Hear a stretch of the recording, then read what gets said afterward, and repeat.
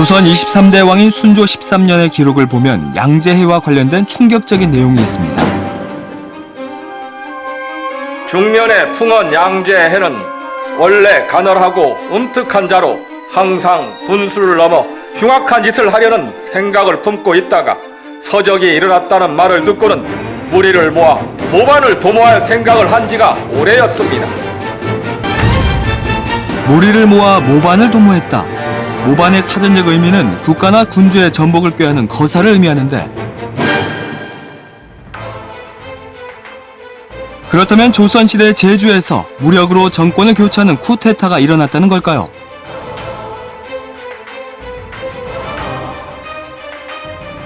대부분의 역사책을 보면 1813년 제주에서 일어난 양제의 난은 모반을 꿈꾼 밀란으로 기록하고 있습니다. 모변이라고 보통 명칭을 붙였죠. 양제해 모변. 그런데 이 사건이 변란이라고 한다면 이 변란은 정치적으로 왕을 부정하는 그런 사건이 됩니다. 중앙관청에 보고된 자료를 바탕으로 이 양제 사건을 보다 보니까 이게 김숙이 목사가 처음에 보고한 내용대로 모반 사건으로만 그렇게 인식이 되게 된 것입니다. 최근 양제 사건을 다룬 새로운 책 한 권이 발간됐습니다. 19세기 초 이강회가 쓴 탐라직방서를 번역한 건데요. 그런데 역자는 왜 이 탐라직방서를 주목한 걸까요? 어느 날 제가 헌책방을 들렸을 때였어요. 거기서 마침 목포시 신안문화원에서 발행한 운곡잡저라는 책을 우연히 접하게 됐는데, 그 책을 보다 보니까 아주 놀라운 사실을 보게 된 겁니다. 바로 이강회라고 하는 사람을 알게 되었고, 또 그 사람이 탐라직방설이라는 책을 썼다라는 사실도 알게 되었던 것입니다.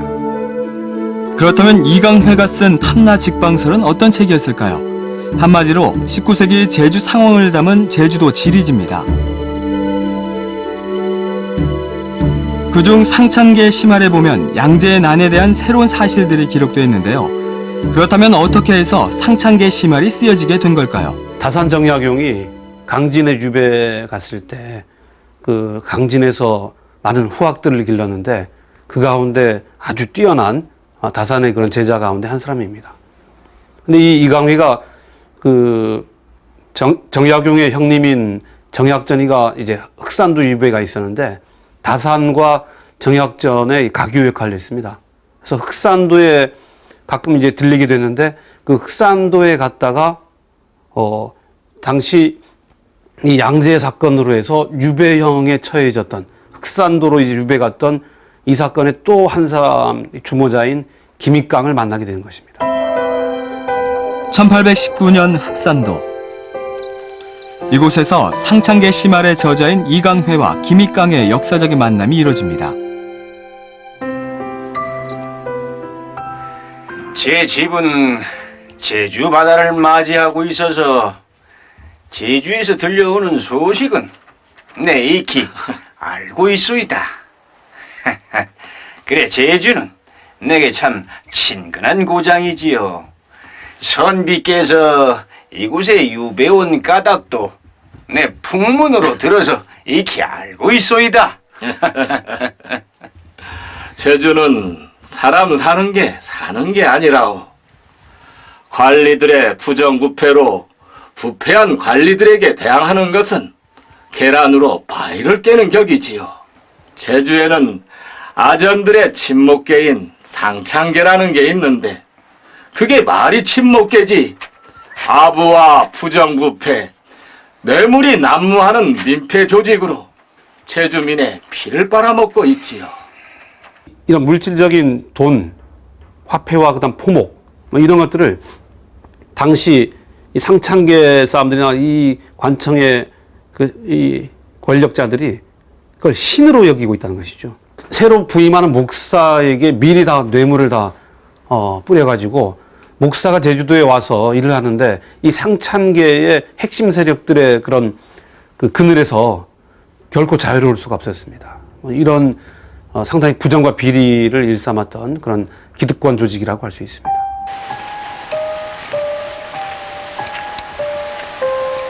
아이고 이복의 김씨. 예. 아이고 보니까 그 콩밭 세금을 안 냈네 그려? 예? 아이, 무슨 착오가 이신 모양이오다. 아, 달푸전의 양, 문딱 내수다. 이거. 달포 전이라? 예. 어디 보자. 달포 전이면. 에이? 아 그건 말을 키우는 목전새였지. 예? 콩밭새가 아닐세. 아이고 아닌데? 난 분명 콩밭새로 내신데. 아 그거 여러 말 할 거 없고 그 오늘 내일 중으로 콩밭새를 내게. 안 그러면 다신 여기서 농사 못 질 줄 알아.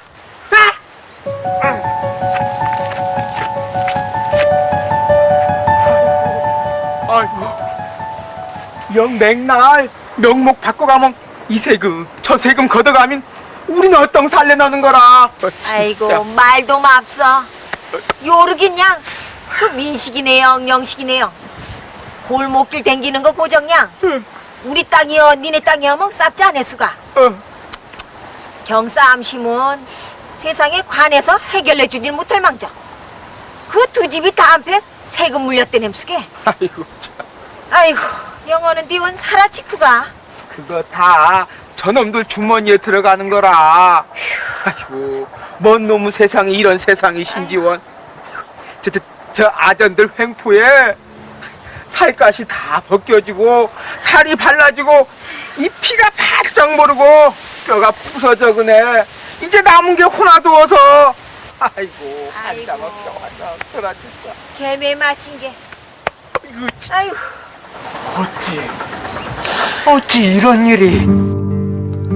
당시 상창계에서는 갖가지 방법으로 세금을 부과했는데요. 돈을 모으는 방법이 얼마나 교묘했는지 상창계 시말에 자세히 기록되어 있습니다.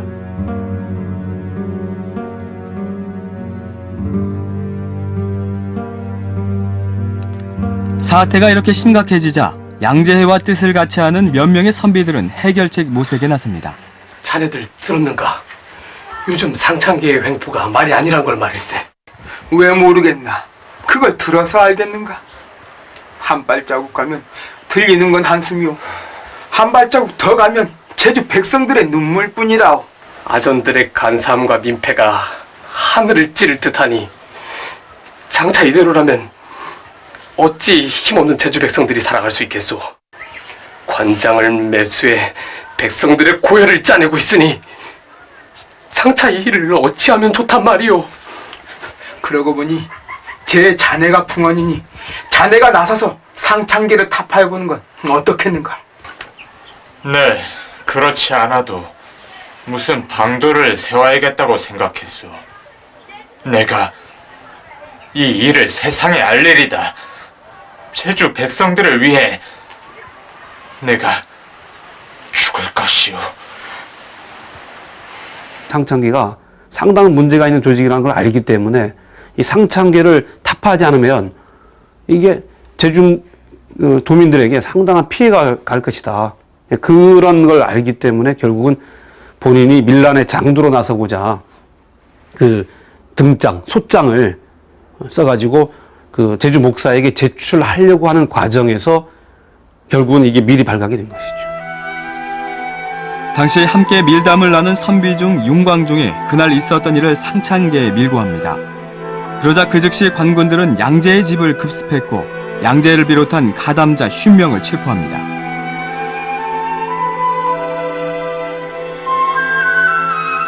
체포됐지만 다행히 오라를 풀고 도망간 양재해. 하지만 다음 날 바로 인근에서 다시 체포됩니다. 당시 양재해에게 쓰여진 죄목은 변란을 도모한다는 모반죄. 자신들의 비리가 드러날 것을 두려워한 상창계의 술책이었는데요. 그 결과 양재해는 고문으로 옥사하고 맙니다.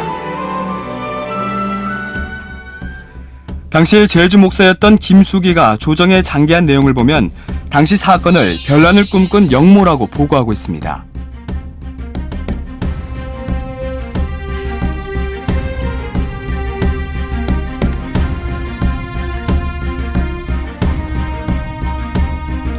2달여 뒤 제주 찰리사 이재수가 조정에 치게 한 내용에도 양재해가 세고울의 수재를 모해하고 재물을 빼앗는가 하면 육지와의 길을 막으려 했다고요. 일성록에는 양재해가 거사에 성공하면 마땅히 섬의 주인이 될 것이다. 곧 별국 건설에 있다고 기록하고 있습니다. 이 상찬계란 조직이 이게 이 사건의 큰 그 원인이 되었구나 하는 걸 알았을 겁니다.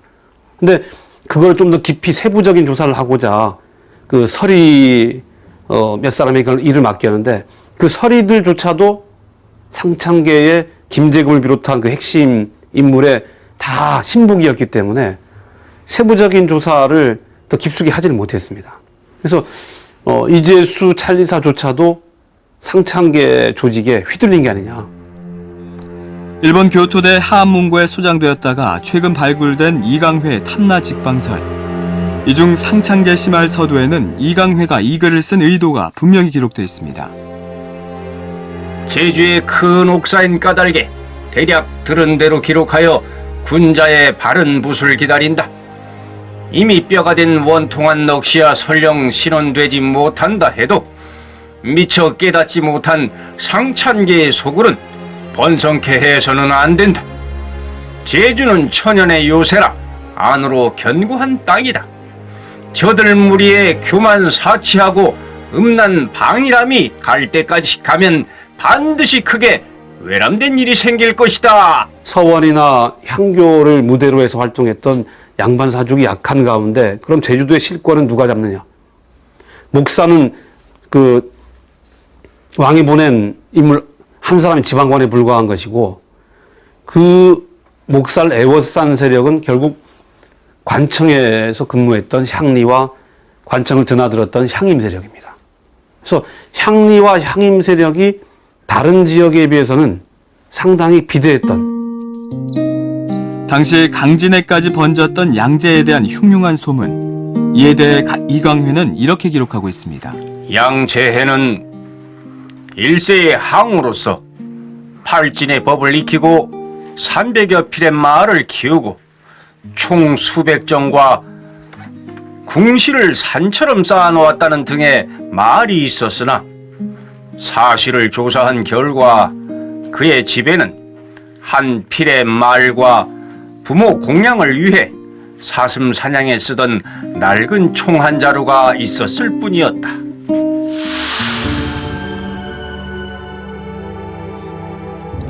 제주시 아라동. 이곳에 양재해의 묘가 있는데요. 역사 속 존재조차 희미했던 양재해. 그런 그는 모반을 꿈꾼 영모의 주인공이라는 누명을 쓰고 억울한 죽음을 당했던 겁니다.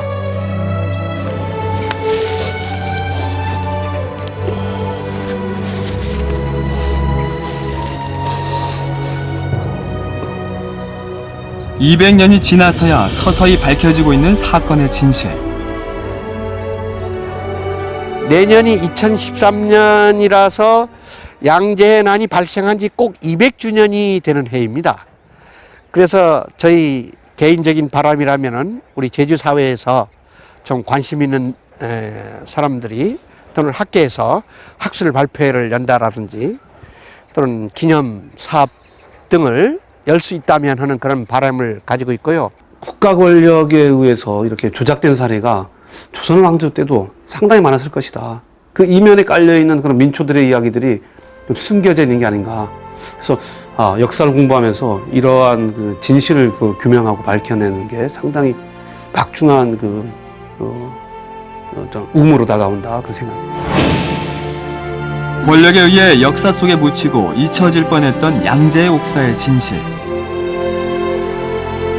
200년이 지난 오늘에야 비로소 그의 무덤가 풀빛에 생기가 도는 듯합니다.